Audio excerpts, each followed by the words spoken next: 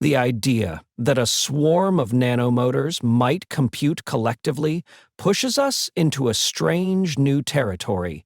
Information theory meets active matter. A single nanomotor buzzing along in chemical fuel already carries information in its path. It tells us something about gradients, noise, and the energy it spends. But what if we release not one, but thousands? Do they merely provide many independent samples, like rolling dice in parallel? Or does the group as a whole encode more than the sum of its parts? Could the chatter of many noisy motors add up to a kind of emergent, distributed intelligence? From a scientific standpoint, this touches on one of the deepest questions in active matter: scaling of information. If each motor samples a gradient independently, then doubling the number should simply double the information rate, linear scaling. But what if motors interact, hydrodynamically, chemically, or through crowding effects? Then correlations emerge, and correlations can both enhance and limit information. In principle, swarms could achieve superadditivity, where coordinated fluctuations give better than 1 Newland gains in sensing accuracy. Conversely, strong coupling might cause redundancy, where each motor repeats the same message, and the net information saturates. Doesn't this sound eerily like a biological parallel? Ants, bees, or neurons, where collective processing is more than just many individuals acting alone? Engineers already imagine practical uses. Imagine a microfluidic chip seeded with thousands of catalytic motors. Instead of attaching electrodes or optics, you simply let the swarm explore a chemical gradient. The collective trajectories, averaged, correlated. Such swarms might even divide tasks, some motors climbing gradients, others exploring peripheries, others relaying information by chemotactic trails. In this way, the swarm behaves like a chemical computer, embedding distributed sensing and processing directly in fluid, without silicon. Could the future of sensing be not single devices, but flocks of particles acting as collective processors? A lesser-known insight comes from information theory itself, the concept of mutual information in networks. In communication channels, redundancy can hurt, but carefully structured correlations boost efficiency and error correction. Translating this to nanomotors, one could ask, how many independent bits per second does a swarm deliver as its size grows? Does it scale like n, number of motors, like n limited by correlations? Or even faster, if interactions are exploited? Laboratory tests with feedback fields and controlled crowding could reveal these scaling laws, bridging statistical physics with theories of distributed computing. The paradox, then, is that a swarm is both noise and order. Each motor is an unreliable messenger, but together they may form a robust sensor. Out of stochastic chaos could emerge collective codes. Out of dissipated fuel, a shared signal. The haunting question is whether ensembles of nanomotors will forever be just many little particles, or whether they can cross the threshold into a new paradigm, matter that processes information cooperatively, a synthetic analog of the distributed intelligence nature has perfected. If so, swarm-based nanomotor computers might become the first machines to compute not in bits of silicon, but in the restless motion of active matter itself. A single nanomotor can transduce chemical or field gradients into biased trajectories, but its measurements are noisy and low resolution. The power of ensembles lies in combining many independent or correlated samples to reduce noise and increase fidelity. However, active matter is not just a sum of individuals. Interactions, collisions, and hydrodynamic couplings create emergent patterns. These patterns may amplify or suppress the information content compared to independent agents. Thus, the collective may not scale linearly in information yield. The paradox begins with asking whether 10 motors provide 10 times the information or something entirely different. Theories of distributed sensing must be tested in real physical swarms, not only in simulations. This question cuts to the core of how matter itself computes. Hundreds of Janus motors in a peroxide gradient sometimes form streams that trace the gradient more clearly than any single trajectory. It is like a choir. One voice is faint and noisy, but together the chorus carries harmony that encodes more than the sum of individuals. If motors are independent, their trajectories should provide additive information, with mutual information scaling roughly linearly with particle number. But correlations, from chemical wakes, collisions, or hydrodynamic flows, break independence. Correlations can be harmful, leading to redundancy and wasted sampling, or beneficial, creating cooperative amplification. In some cases, the swarm acts like a sensor array with built-in error correction. Determining which regime dominates requires measuring both trajectory statistics and pairwise correlations. This separates true collective encoding from mere duplication of signals. The swarm may behave less like particles and more like a distributed neural network. Swarms of enzyme motors show synchronized oscillations that align with gradients, boosting detection compared to independent walkers. It is like many weather stations. If they all sit on the same hill, data is redundant.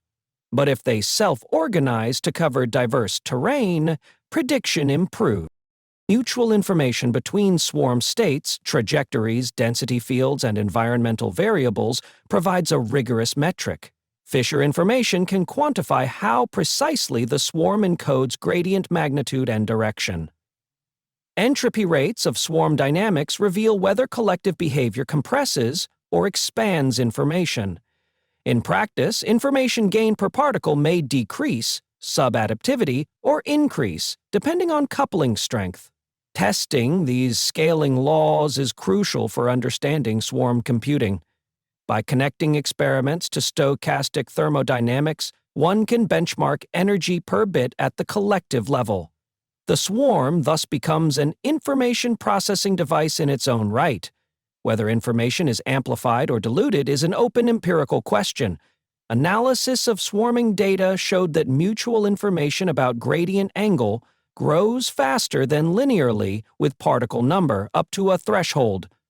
It is like a gossip network. Sometimes extra people spread the message faster, but beyond a point, they just repeat the same words. Individual motor trajectories encode information stochastically, but ensembles may generate new levels of coding. Flow patterns, density waves, and collective oscillations can serve as higher-order symbols. These emergent codes may be easier to decode than raw individual noise. For example, vortices or stripes in swarms might map directly onto field properties. This transforms ensembles from random samplers into self-organized encoders. Emergent codes could reduce the need for external averaging by compressing signals naturally. The swarm itself becomes a distributed algorithm for environmental mapping. Such coding is not imposed, but arises spontaneously from physics. Motors forming traveling bands in chemical gradients allow researchers to reconstruct gradient shape more reliably than by tracking individuals. It is like ants leaving pheromone trails. The colony's path encodes food location more clearly than any one ant's random walk. One of the strongest advantages of ensembles is noise averaging. Uncorrelated fluctuations cancel, leaving signal intact. But if correlations dominate, redundancy reduces efficiency. Thus, information scaling depends on the balance between independent randomness and shared noise sources. Swarms may achieve optimal sensing when interactions are tuned near criticality, maximizing diversity without losing coherence.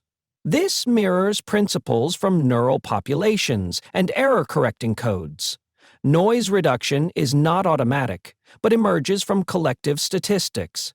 Information theory provides the language to quantify these trade-offs. Understanding redundancy versus synergy is the key to swarm computing. Experiments show that bacterial swarms detect nutrient gradients with precision beyond the expected sum of single-cell chemotaxis. It is like photographers covering an event. If they all shoot the same angle, little new information is added, but if they spread out, the story becomes richer. Each nanomotor pays an energetic cost to propel itself and sample the environment. For the swarm, energy per bit efficiency depends on whether collective encoding reduces per particle cost. If collective dynamics lower redundancy, the group may achieve more bits per joule than isolated motors.